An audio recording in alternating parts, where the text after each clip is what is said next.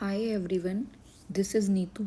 आज हम बहुत सारे प्रीवियस ईयर क्वेश्चन सॉल्व करने वाले हैं चैप्टर नंबर्स के। तो ये सब भी क्वेश्चंस हम आज सॉल्व करेंगे। तो शुरू करते हैं आज का पहला क्वेश्चन। 3 की 3 क्रमागत गुणज संख्याओं का योग 99 है। सबसे पहले गुणज का मतलब क्या होता है? गुणज का मतलब होता है उसके मल्टीपल, यानी कि जो उसके टेबल में आते हैं। तो 3 की 3 क्रमागत, तो सबसे पहले हम मान लेते हैं कि माना 3 के 3 क्रमागत गुणज क्या क्या होंगे? 3x, 3x प्लस 3 हो जाएगा, फिर 3x प्लस 6 हो जाएगा, और उनका योगफल क्या दिया हुआ है? 99। तो हम इन तीनों को प्लस कर देते हैं। जब प्लस करेंगे तो 3 3 3 9x plus 9 is equals to 99 आ जाएगा। तो अब हम यहाँ से इसको सॉल्व करेंगे तो x की वैल्यू आ जाएगी 99 से 9 गया 90/9 यानी कि 10। तो जब आप इसमें 10 की मल्टीप्लाई करेंगे तो ये हो जाएगा 30, ये हो जाएगा 33 और ये हो जाएगा 36। तो इसका ये सी आंसर होगा। अब अगला देखते हैं। 200 और 400 के बीच में 30, 45 तथा 60 का सबसे छोटा सार्वगुणज। सबसे पहले समझते हैं इसका मतलब क्या है। इसका मतलब है LCM या फिर लघुत्तम समापवर्तक जिसे हम बोलते हैं। तो 200 और 400 के बीच का हमें निकालना है। तो सबसे पहले हम देखते हैं कि आता क्या है वास्तव में। 200 और 400 के बीच में है या नहीं वो हम बाद में देखेंगे।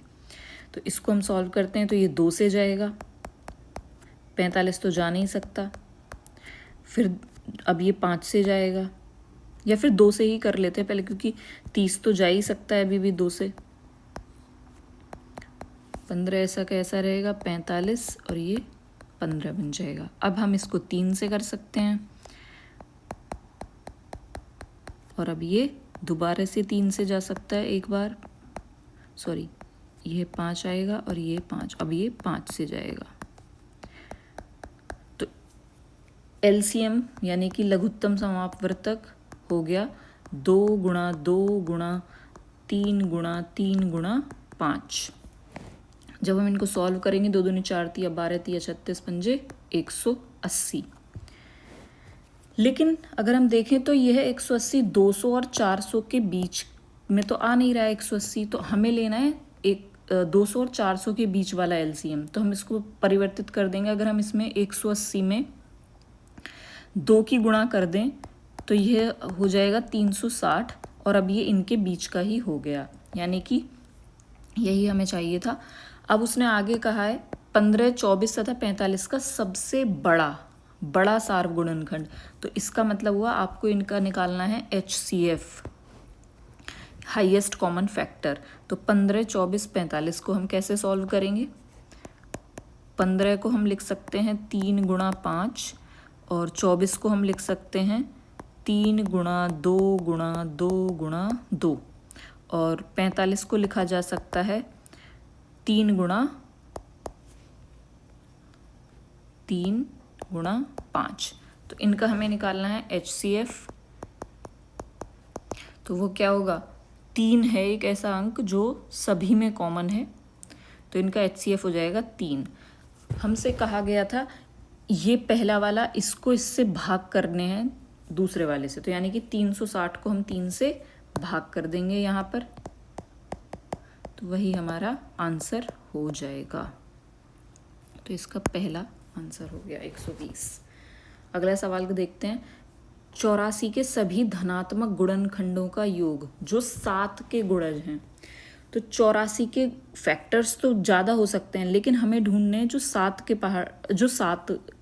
पहाड़े में आते हैं, या फिर जो जिसमें 7 की गुणा करने पर वो जैसे कि 7 है, 14 है, तो 14 7 के गुणज है। तो क्या 14 84 को भी भाग कर पाएगा? बिल्कुल कर पाएगा। 14 छिक्का 84 होते हैं।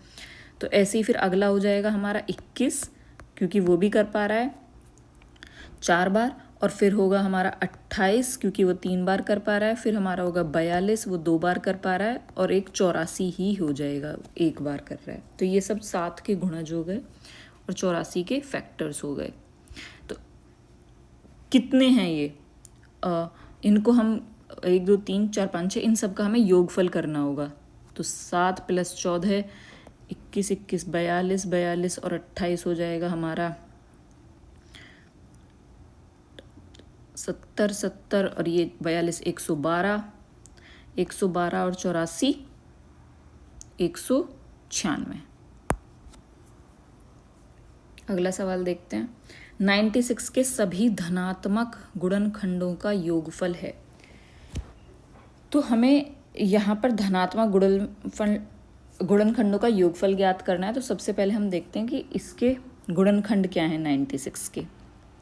तो 96 को जब हम सॉल्व करेंगे तो 2 गुणा 2 गुणा 2 गुणा 2 गुणा 2 2 दूनी 4 दूनी 8 दूनी 16 दूनी 32 गुणा 3। तो ये कितने 2 हैं यहाँ पर 5। तो ये 2 की घात 5 गुणा 3 की घात 1 लिखा जा सकता है। तो इसके लिए एक फॉर्मूला होता है। अगर आपसे गुणनखंडों का योगफल पूछा जाता है तो आपको क्या करना है। सपोज इसको हम मान लेते हैं a की पावर p और b की पावर q। तो उसके लिए सूत्र होता है a की पावर p + 1 - 1 बटे 1 - 1 गुणा, फिर b वाले पर सेम अप्लाई होगा q + 1 - 1 b - 1। अब आपका प्रश्न हो सकता है कि अगर यहाँ पे गुणनखंड में सपोज 3 के साथ फिर यहाँ पे 4 आ जाता या 7 आ जाता, कोई और नंबर आ जाता, तो हम क्या करते।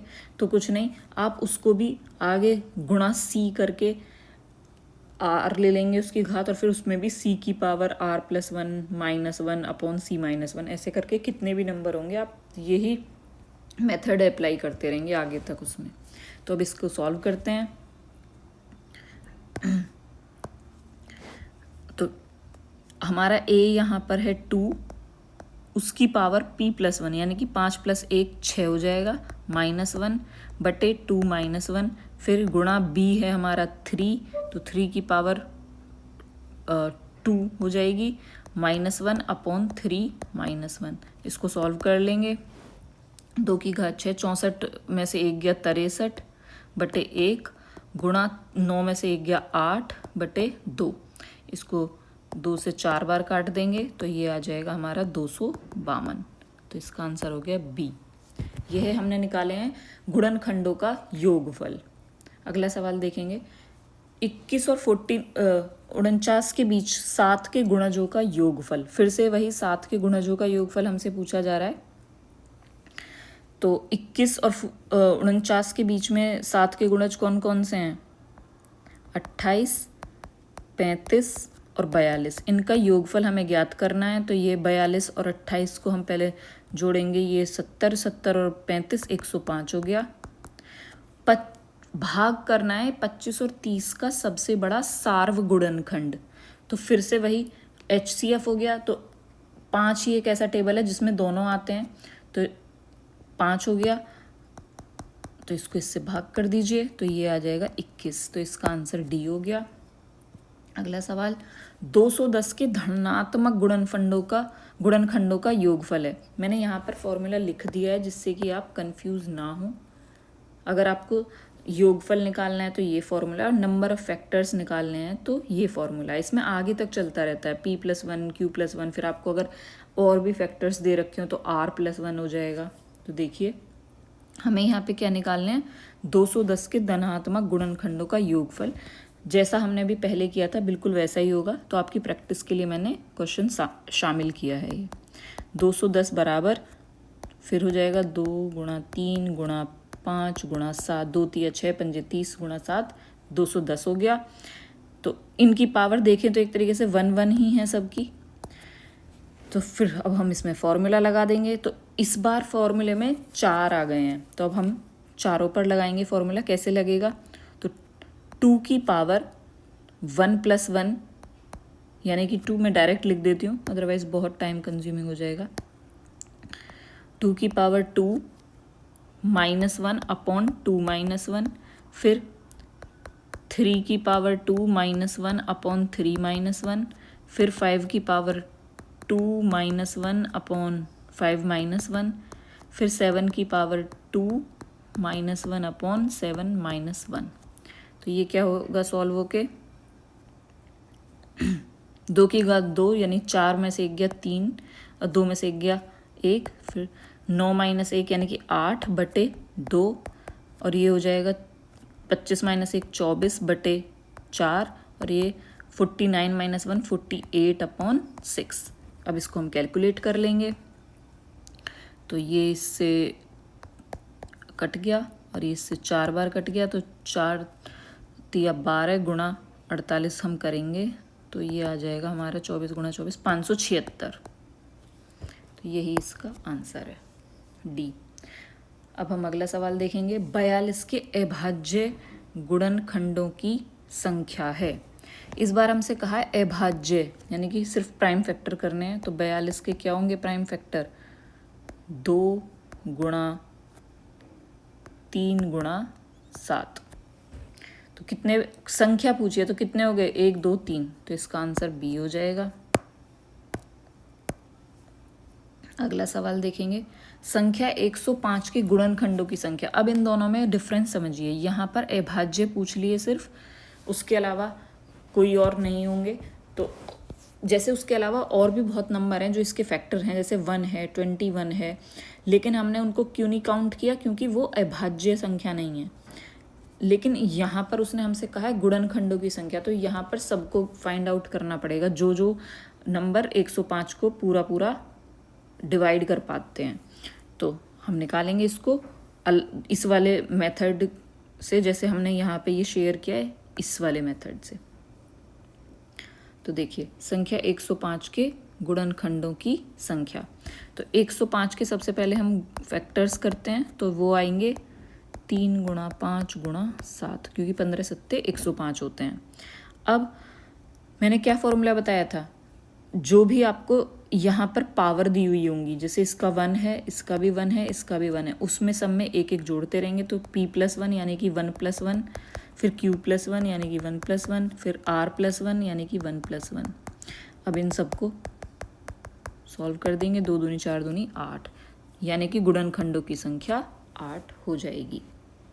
फिर से समझिए, यहाँ पर अभाज्य की बात हुई थी तो सिर्फ इसके ये हमने काउंट कर दिए 1 2 3, लेकिन यहाँ पर सारे गुणनखंड हमें बताने होंगे। तो इसमें जैसे शामिल हो जाएंगे 1 भी होगा, और क्या हो जाएगा 15 हो जाएगा शामिल, और 21 हो जाएगा शामिल। इस तरीके से ये टोटल 8 हो जाएंगे। अब अगला सवाल देखेंगे। संख्या 100 के सभी गुणनखंडों का योगफल है। तो देखिए मैंने इस तरीके के सवाल बार बार इसलिए शामिल किए हैं जिससे कि आप इसको अच्छे से सीख लें, क्योंकि इस तरीके का प्रश्न आता है ज़्यादातर। तो ये 25 चौका 100। अब हम इसमें दोबारा से वही फॉर्मूला लगा देंगे। तो यहाँ पर देखिए 2 की पावर 2 है और 5 की पावर 2 है। तो अब की बार कैसे लगेगा फॉर्मूला, तो हम लगाते थे a की पावर p+1, यानी कि a क्या है यहाँ पर 2 और p क्या है 2, तो 2+1 क्या हो जाएगा 3, और फिर -1 होता था, फिर 2 - 1। अब अगेन कैसे होगा, 5 की पावर 2+1 यानी कि 3 -1 अपॉन 5 -1। तो ये 8 में से 1 गया 7 बटे 1 गुणा 5 पंजे 25, 25 पंजे 125 हो जाएगा। तो ये 125 124 बटे 4, और इसको करेंगे 4 तिया 12 31, तो ये आ जाएगा 217।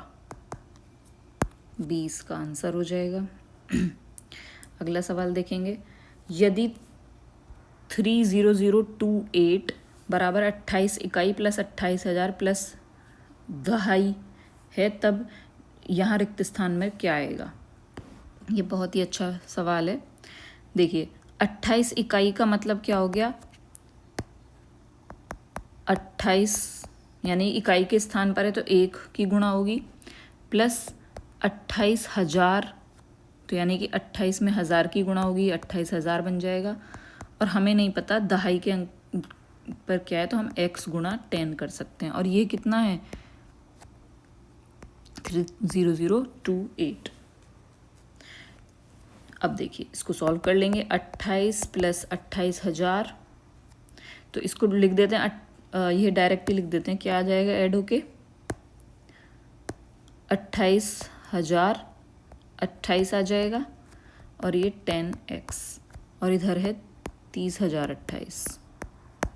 तो जब हम इसमें से घटाएंगे इसको तो ये 10x बराबर बचेगा 2000, तो x की वैल्यू आ जाएगी यहाँ पर 200, तो इसका आंसर ए हो जाएगा। 10,000 प्लस 10 100 प्लस 10 दहाई बराबर है, यह बिल्कुल इसके जैसा ही है। ये वाला प्रश्न आप हल करेंगे और मुझे कमेंट सेक्शन में ज़रूर बताएंगे, जिससे कि मुझे पता चल सके कि आपको ये समझ में आया या नहीं आया। सो आज के लिए बस इतना ही। Thank you for watching.